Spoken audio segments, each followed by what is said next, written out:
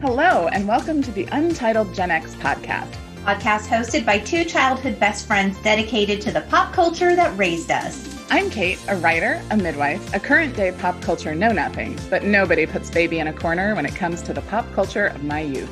And I'm Lori, a writer and pop culture lover who's still not over how my so-called life left us hanging. Today we're talking about an album near and dear to our, and especially my, 8th grade hearts, Skid Row's 1989 self-titled debut album. We'll also be talking about all the feelings Sebastian Bach's low-rise leather pants and high cheekbones gave us, while revisiting the music videos of the singles from this anthem-rich album.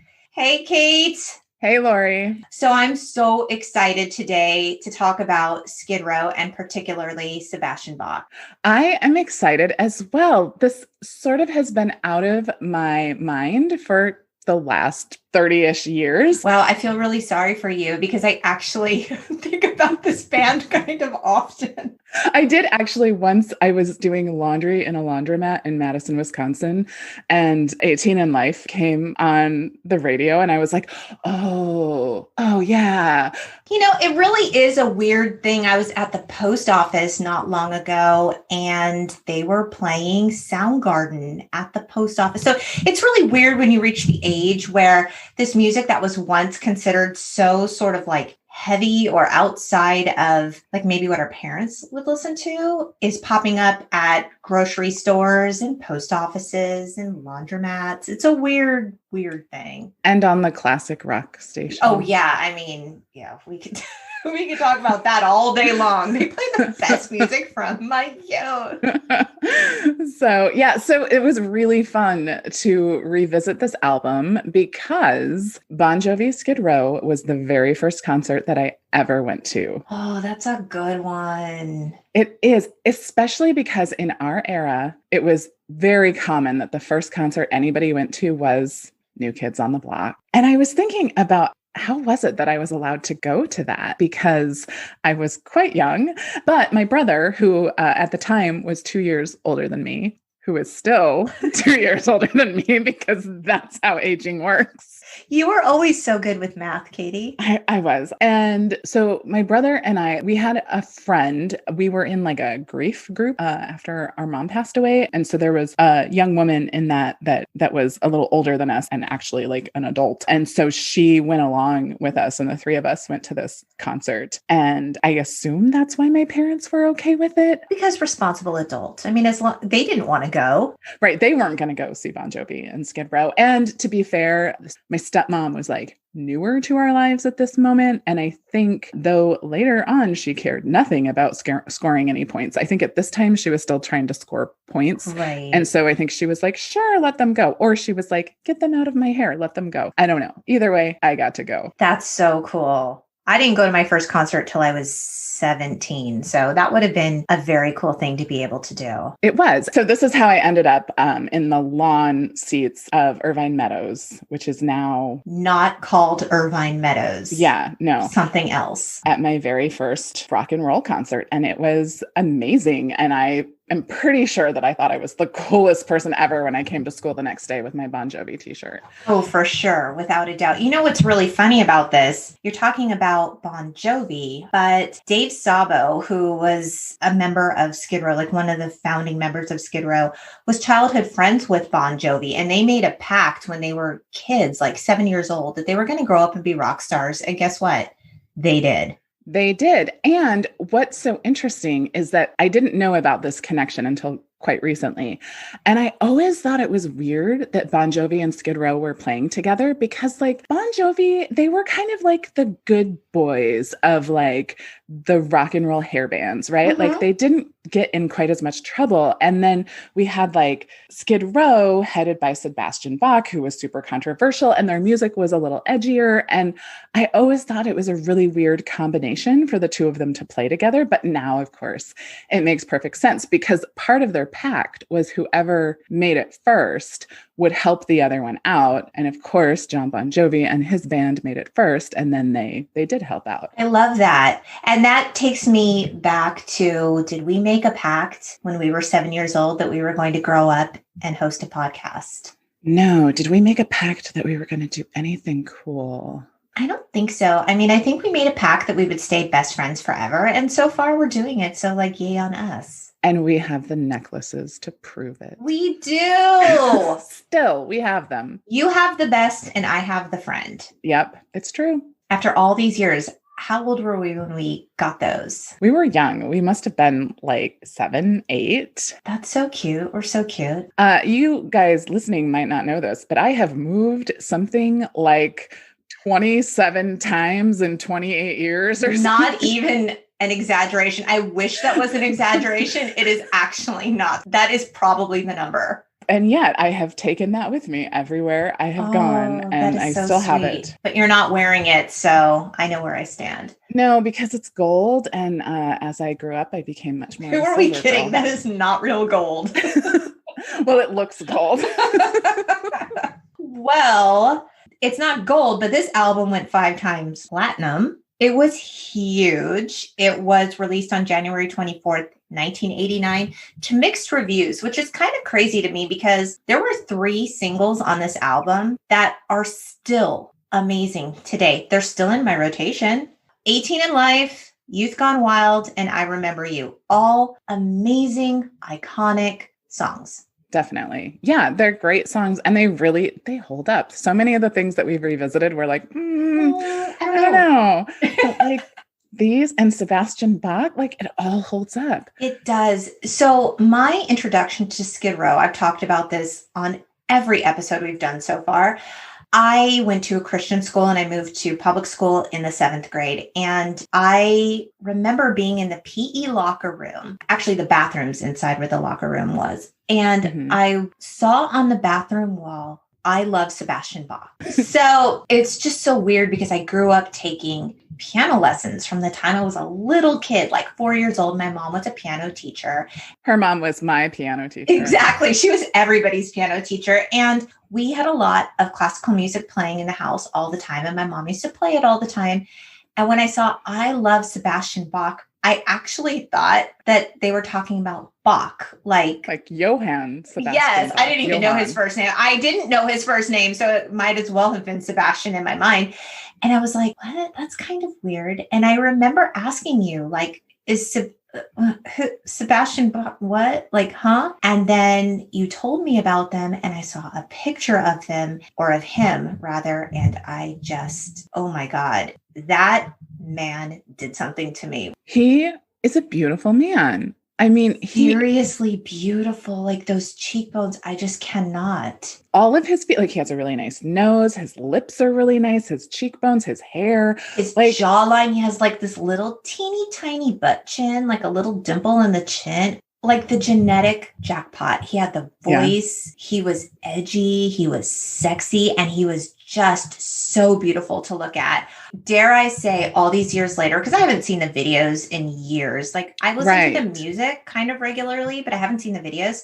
Oh my God, it worked for me. It was still working for me. This is what I thought was interesting, is that when I've watched some other things and I've seen people and been like, oh, they're like little babies when I watch this. And like, that's creepy that I used to be into them, but like, not so with him. Like, I'm just like, he's lovely. And I don't feel any like remorse or uncomfortableness creepy vibes with the fact that I think that, even though he had to have been like 19 or 20 in those videos. Well, yeah, he joined the band when he was 19 and the band was already established. They were just looking for a singer. You know, I don't know that they were much older than him, the established band members, Rachel Bolin and Dave Sabo, but I think they were a little more mature. He was kind of a wild card when he joined them. And I do think that he had the look and he had the talent that kind of catapulted their debut album into pure superstardom, but he didn't write the music. I mean, he was just the front man, but a sexy front man. It was the combination of like his vocal skills, having the right look, and then their musical writing ability, which I have to say, as we go through the songs, like I pulled out some lines. there are some poetic lines in these songs. Oh, some real like lyricist Right. chops here. Yeah. So do you want to get into it? Let's start with 18 in Life. Okay. Okay. An epic power ballad. With a message. Yes, kids. Very important message. Let's talk about Ricky and his Heart of Stone. Yes. Well, can we talk about the intro first? Because first of all, I have to say, like, I feel like their musical intros are pretty good. Like, they're catchy. You're like, oh, I'm interested in this song. But then in this song in particular, there's that like long exhale that happens in the intro. Yes, you're right. Yeah. And it just kind of, you're like, oh, I'm about to hear something important. The video opens on prisoners behind bars smoking, and we see Ricky. And we're about to learn his hard knock life story. We're panning to Sebastian Bach in the meantime, and damn, he's looking fine as hell. He really is. Yep. Yeah. I actually have in my notes, he was young, and yet I don't feel like a creepy old woman appreciating his youthful beauty. And my notes simply say, fine as hell. Right. I'm like, Sebastian is so pretty. The hair, the cheekbones. Just doesn't stop. So, yeah. Okay. So we start to learn about Ricky's home life, and Katie, things aren't good. No. He gets into an argument with his dad, who's wearing a tank top. And that's really all we need to know. Right. Because any dad wearing a tank top, there's going to be some trouble. There's some beer involved. Yeah, we've learned that kind of tank top equals trouble. Right. Like it just tells us that he likes to drink and maybe has some problematic behavior. So Ricky and his dad get into it, and they're pushing each other, and the dad pushes him through the glass on their front door, like through the glass. That is one hard push.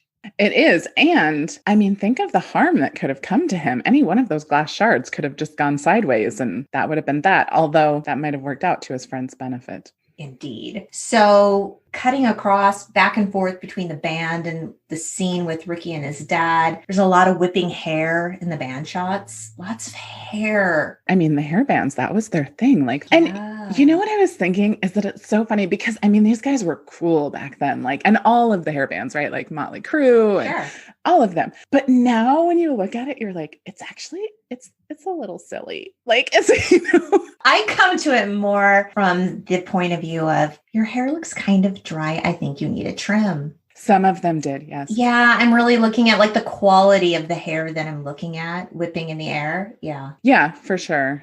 Did you catch like the guy's jeans that had a face on them? I did see that? Not. It just flashes really quickly. I have no idea whose face it is, but I was like, what's going on? Did you catch either the bass player or guitar player with the nose ring with the chain that went to the earring? And he wore it in 2 videos. This was not like, oh, I made a style choice that I regret later. It was, I made a style choice and this is who I am. This was a thing back then. Do you not remember that? I don't remember that. When I saw it in the video, it made me uncomfortable. And I thought, with all that hair and trying to like get it out of your face sometimes, how often is he pulling on that chain between his nose and his ear? Well, and that's the thing, right? That there's that risk of that. But it was definitely a trend. And then a few years later, when I was like a 16-year-old high school girl, I had a pretty big crush on one of my brother's older friends. And he had a nose ring with a chain to a nipple ring. Now, that's even more dangerous. Right? Can you imagine that went badly? Well, my brother got his nipple pierced. This was years later. Did he? I did not know that. He did. He went through a real piercing phase because I think it was because my parents said you absolutely cannot get a tattoo. And so he was like, well, if I can't get a tattoo, I'm just going to pierce everything. So did he do it himself? No. Oh God, no. But I just remember him saying that was the most painful thing I've ever had done. Yeah. So I can't imagine having a chain from your nose to your nipple, what pulling on that might do or feel like. And the risk is great. Right. That's some real danger right there. Right. So Ricky ends up thrown through the front glass door, and he's so pissed and he's over it, and he stands up and he salutes the house like in a big FU move.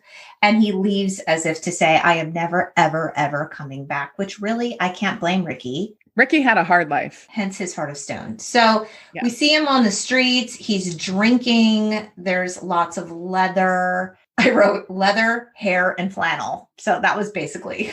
I mean, that was the early night, like late 80s, early 90s. Right. You know, he's a kid on the streets now. He walked the streets a soldier and he fought the world alone. He wasn't actually alone. He did have his friend with him, but yeah, I'll give him that. He felt alone in his heart. That's fair. So there's a lot of like alley work. They're in a lot of alley type locations. There's cars burning, and Ricky and his little runaway friend are drinking beer. So there's a lot of alcohol. There is. And in fact, he had tequila in his heartbeat. His veins burned gasoline. Is that what that lyric is? Yeah. What did you think it said?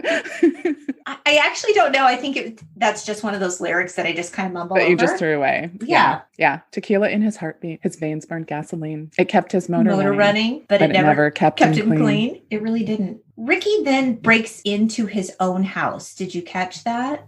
Oh, it's his own house. It is his own house. And I'll tell you how at first I didn't know. Was the door boarded up? They show him breaking through a window.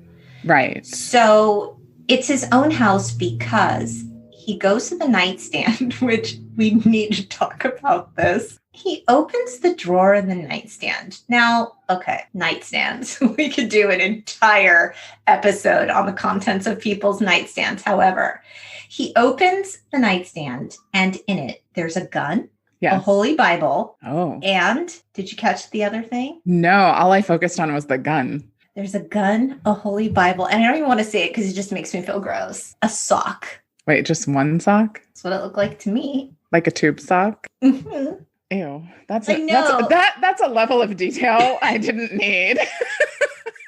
And also that I missed. So I can't even talk. Okay. So I don't want to say I saw it on the first pass. I saw him pull a gun out of the drawer. I saw it pan to a photograph, which I didn't really focus on. And then I thought, wait, was that Ricky's own house? Is that photograph of him? So I went back to watch it again. And this time I was paying very close attention, laser focus. And I noticed the tube sock, which made me feel yucky inside. And then very uncomfortable. Yeah, it was not pleasant. And then I panned to the photograph of Ricky and his dad. So I'm thinking that was Ricky's dad's what's that thing called? Nightstand? Nightstand. I was like, night table, nightstand. I was going to call it a night table. I think either is appropriate. Oh, okay. Well, it was Ricky's dad's night table with a photograph of the two of them on it. I see. Wow. Ricky and his friend are now shooting bottles of booze, and Ricky's like super into his gun. And he likes to screw around with the gun. He married trouble. He had a courtship with a gun. He liked that gun.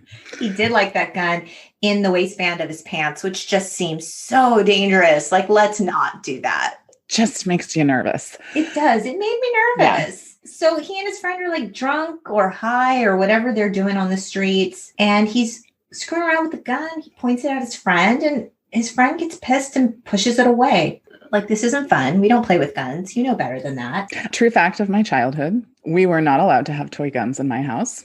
Not allowed to ever point a gun at a person, even if it was a finger gun that you just were playing pretend with. We had very strict rules, but there was a neighborhood boy who lived, did he live next door to you? I think he did. Yes. And he had all the toy guns, like all of them, including the cap guns that like made the bang bang sound. I remember that. Yeah. So I definitely like quietly played with toy guns when I was a kid. But I have to say, I was annoyed by it as a child, but I do support my mom in that regard now. I have two boys, and we have always had an extensive Nerf arsenal. Were you allowed to pretend to smoke the candy cigarettes? Because I lived for those. Now, did you like the mint ones or the bubblegum ones? I liked the bubblegum ones. And when you got a fresh pack, you could blow on them, and they had powder, and smoke would come out. And it was just like so cool. We felt very mature. Right. That's so disturbing.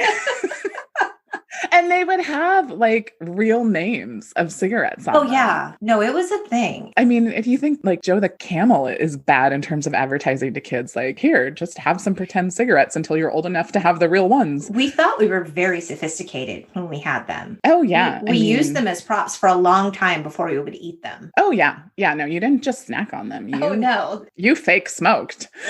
This is a whole role-playing situation. Right. So back to 18 in life. Right. So we just keep seeing Ricky back in a cell alone. And then we see Ricky and his friend shooting bottles and drinking. And we know that guns and booze don't mix, right? Right. They start pushing each other because I guess they're just both kind of drunk and aggressive. They're maybe angry drunks. And Ricky points a gun at him and the friend's like, what are you going to do? Shoot me? Go ahead. Do it. And so Ricky does. Accidents will happen. They all heard Ricky say. It wasn't actually an accident. I mean, it wasn't like the gun went off and he was like, oops. So my memory of the song and video was not great. So I was watching it and I was like, wait, did he just kill his friend on purpose? Like what just happened? But I did discover that the song was inspired by a story of someone, I think in Texas, a young man who killed his friend by accident by pointing a gun at him that he thought was not loaded and pulling the trigger. So I think that was the idea. But they were just shooting bottles. So there were clearly bullets in the gun. But maybe he thought that he had used them all because they were drunk. And I mean, and he did say accidents will happen. They all heard Ricky say, that child blew a child away. But I mean, on a serious note, like I feel like every gun accident is somebody thought like, oh, I thought it wasn't loaded. Like, let's just all assume that any gun everywhere at any time is loaded, like until proven otherwise. It is weird because he doesn't look like he's like, oh no, what did I just do? He's just kind of like, oh, well. Oops. So interesting thing, for whatever reason, I got curious about who this young man was that played Ricky. Oh, okay. Tell me. So I did a little internet research, and what I learned is that Ricky and his friend were both played by members of a band called Forgotten Child. Oh, how fun. If you would like to go on Facebook, you can search Forgotten Child, and there is like a fan page dedicated to them. But Ricky was actually played by Patrick Kane. And as it turns out, in real life, he was a little bit like Ricky. He lived hard. And last that was updated by somebody is that he's actually homeless in Florida. Oh, that is so sad. Isn't it? Way to bring the podcast down, Katie. I know. Wow, that is sad. Isn't it sad? Wow. Well, did you happen to catch the performance of 18 in Life live at Wembley Stadium in 1991? That was Skid Row's last show on tour with Guns N' Roses. I did watch it. The most humorous part of all was the things that Sebastian Bach said before he would perform. He gets on stage, he's looking so fine, and he just shouts to the crowd. It's like 80 billion people in the crowd, right? Y'all are good enough to F today, man. And he performed so amazing live where it really mattered on those really climactic power notes. He sounded amazing. How was he when you saw him live? Like same energy all over the stage, sounded amazing. They were great. And like, they were just cool, you know, and had that like rock star kind of thing going on. And those low cut leather pants. I forgot that was kind of a thing that like the more svelte rock star boys would do. There was a lot. I don't mean to be gross, but it was so in my face. I could not notice. A lot of sweat in the genital area. It looked like he peed his pants. I was like, did he pee his pants? Did he pour water on it himself? Was sweaty. What's going on? I just think it was sweat. I don't know. When I work out, I get real sweaty everywhere. The way he was moving around stage, I'm quite sure it was sweat, but it was on those like brown suede pants. Right. It just showed like nothing else. Yeah. So this song actually ended up number 4 on the Billboard Top 100. So it did very well. It actually performed the best out of all the singles on this album. Okay, so let's get into I Remember You, unless you have any other memories or thoughts about 18 in Life. Nope, I'm ready to go on. I Remember You. Such a good song. So I had my first slow dance to this song. You did? I did. With whom? I don't want to say the name. Okay, you can like say things that I can be able to figure it out. Boy in our neighborhood. He took the bus with us and he kind of looked like Dennis the Menace. Oh, okay. Kid. Really? That was your first slow dance? It was. How did I not know this? I don't know. Huh. Was it at like a sock op? Yeah, it was at a sock op. Mm-hmm. It's a beautiful song. It is a sweet song. The video is fairly depressing, but the song itself, it is like a love letter in the sand. So I Remember You hit the Billboard Top 100 at number 6. And in the video, we open on a like kind of an acoustic video. Right. They're like in a warehouse. Right? Yeah. And we see the band and it's just like you can tell we're already in for like a softer, more sensitive side of the band. It kind of reminded me a little bit. It's a little bit reminiscent of Guns N' Roses' Patience. It's just like here, there's more to us than the hard, heavy rock. It was a ballad. It was a ballad. It was a power ballad. And they actually didn't want this song on the album because they didn't want to be a ballad band. They wanted to be harder than that. Yeah. And you know, their manager, Doc McGee heard the song and was like, oh yeah, that's freaking on the album. I'm sorry, band. I'm not here to have this argument with you. It's just too good. And he was right. Okay, so back to the power ballad at hand. We see some black and white photograph and we're like, who are these people? What is this song even about? We see a man walking and he's wearing a coat and a beanie and he's just, I guess he's in New York. Is this the vibe you're getting? Yeah. We then see he has dirty hands. And so this is, I think, when we learn like, okay, this man is probably homeless. Right. He's fallen on hard times. And he's looking at pictures of a brunette woman and we see them in one of the pictures, like they're in an embrace. And I don't know. I was wondering if he was walking through a cemetery at one point, and I was wondering, oh, is this woman in the photographs dead? Oh, or is this a breakup song? I don't know. I actually went back and rewatched that too, because I'm like, is that a cemetery? It looks like he walks by a grave. Although, to be fair, one of the lyrics in the song is, all the tears you cry, they call my name. So that would suggest a breakup. But it's not to say that they didn't take dramatic license with the video. Yeah, I don't know. So we see the man joining some other people around like a bonfire for warmth. And the camera pans to his hand at one point. He's wearing a wedding ring. Oh, look, see, Lori is like the detail person. Yeah, of the this devil's podcast. in the details, people. I'm the big picture. She's the detail girl. Yeah. So he has a wedding ring. And I'm like, this is really sad if he's a widower. Yeah. And this is really sad if their marriage is just in the toilet. Like, did she take the house? Right. Did he lose his job and then she didn't? Although she doesn't look like the kind of woman who would be like, you're down on your luck, I'm going to leave. And we know this from a photograph of her. She looked very genuine. And it's multiple photographs. She had kind eyes. She didn't look like she just wanted to take the house out from under him. No, I think they had a great love story and I don't know what happened, but it was tragic. Yeah. I know this in my soul. And so I'm having like really conflicting feelings while I'm watching this video because I'm feeling really sad for this guy and the breakup / death of his partner.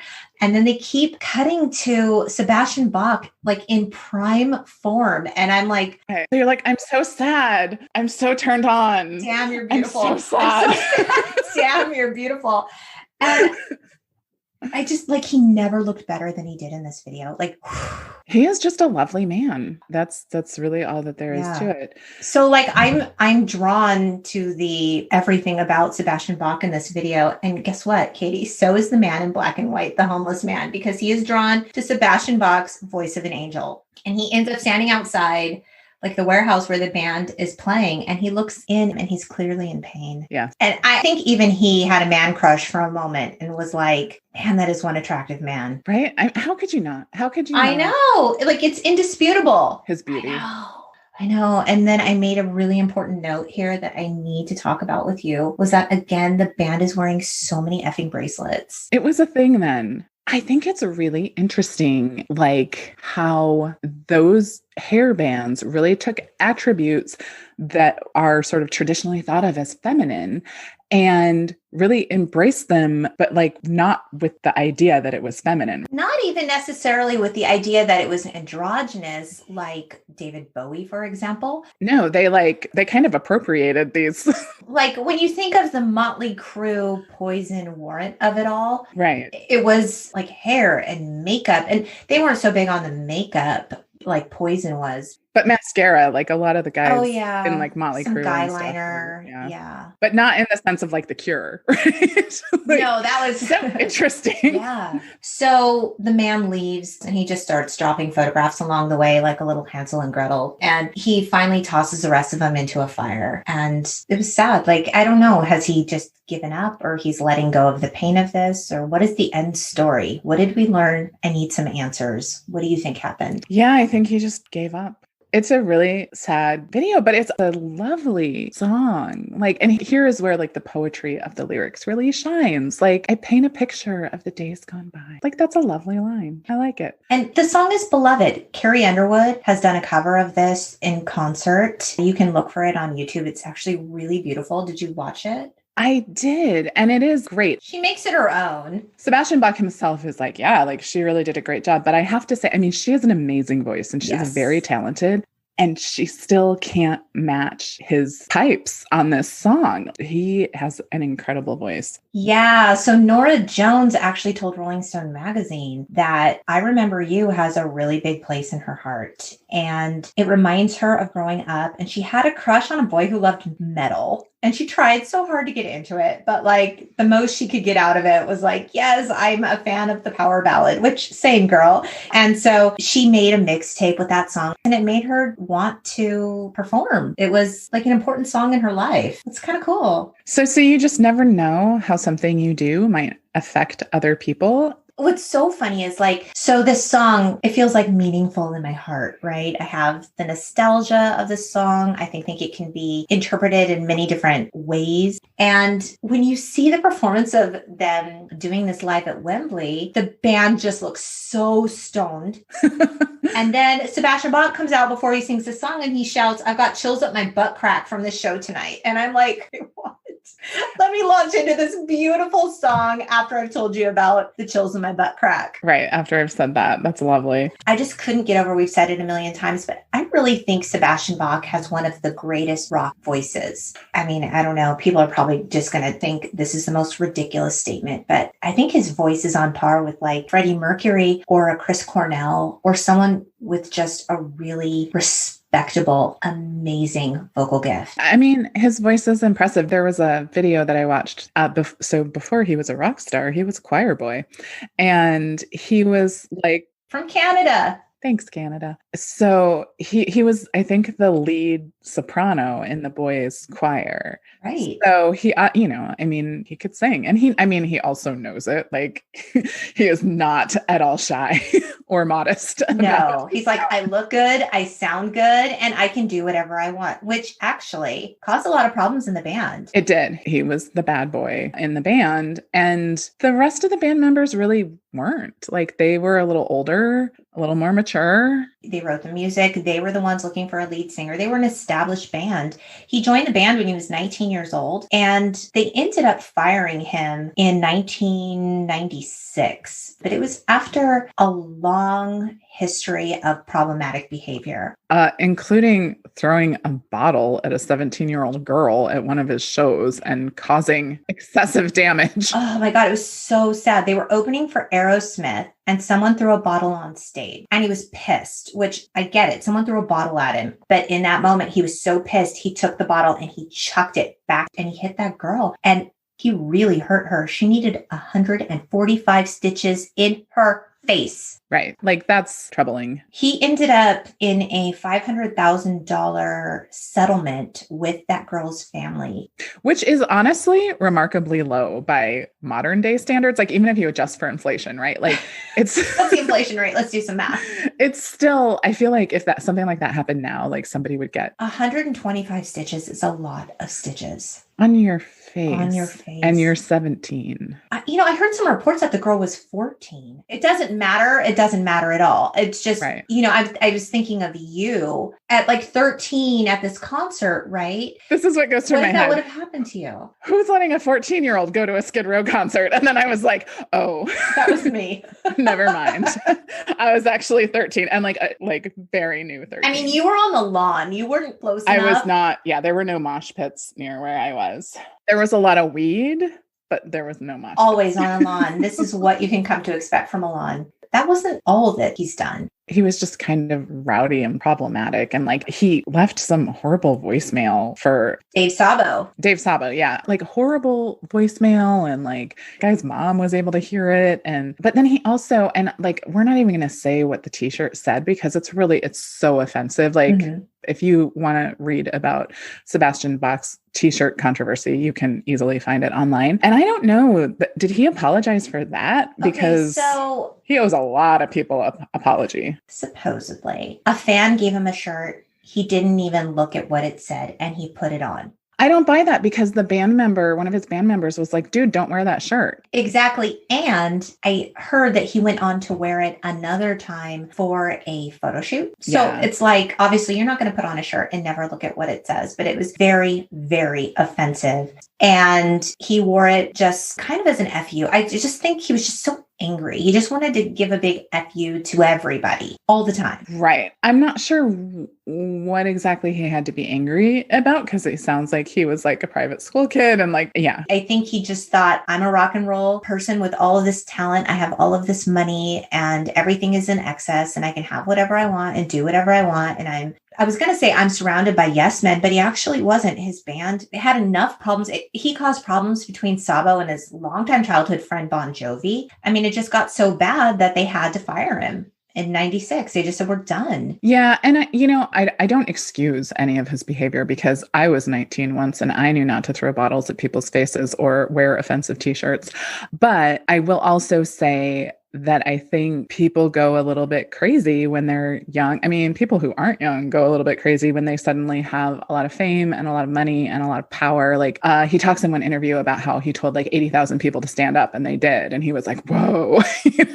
So we have one more song left. We have to talk about the anthem of our youth, Youth Gone Wild. Sebastian has a Youth Gone Wild tattoo on his forearm. Did you spot that? Is that what that says? I kept flashing it and I couldn't read it. Youth Gone Wild actually ended up 99 on the Billboard Top 100. Oh, it just snuck in. It did. I actually thought it was maybe more popular than that. You know what I've realized as we've been doing this is that what I thought in my mind was like where something was on the Billboard charts was actually where it was in the top 20 music video countdown. Yes, that actually makes a lot of sense. So there were things that I was like, no, that was definitely number one. And I'm like, on MTV. Not necessarily in terms of like radio play or even album sales. Right. Okay, this video, we open with someone throwing an electric guitar at a TV with like leather fingerless glove hands, right? They're kind of like those Madonna type gloves. And there's, hands banging on a block wall. We see some shots of the band on stage and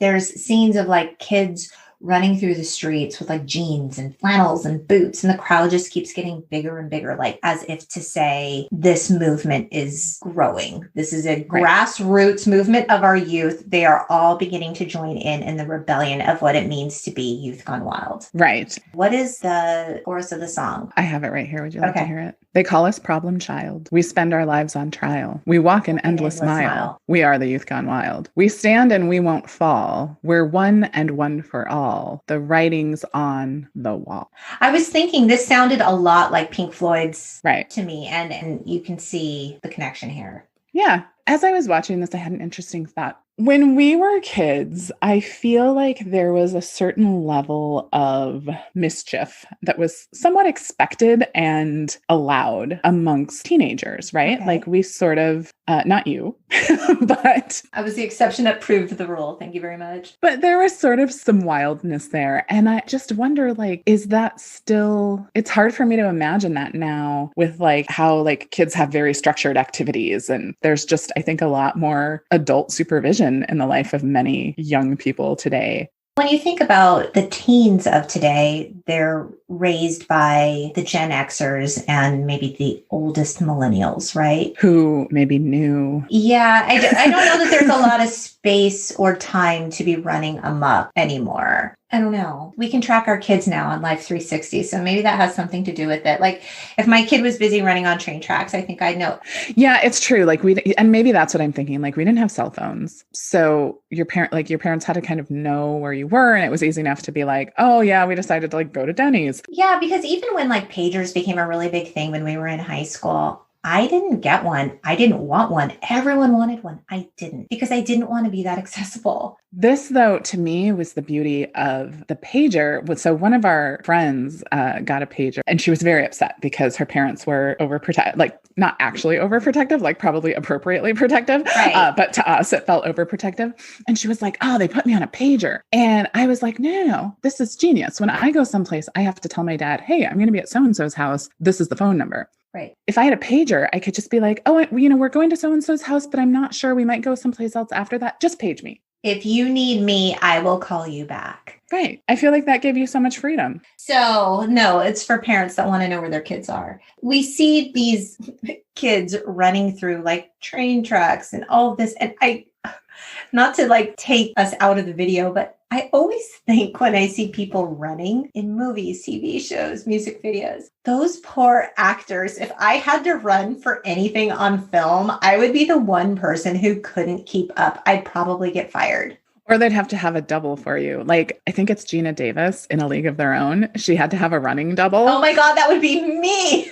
So if you watch that movie, whenever she's running, you really only see her from the chest up. I am not a runner. It's not what I do.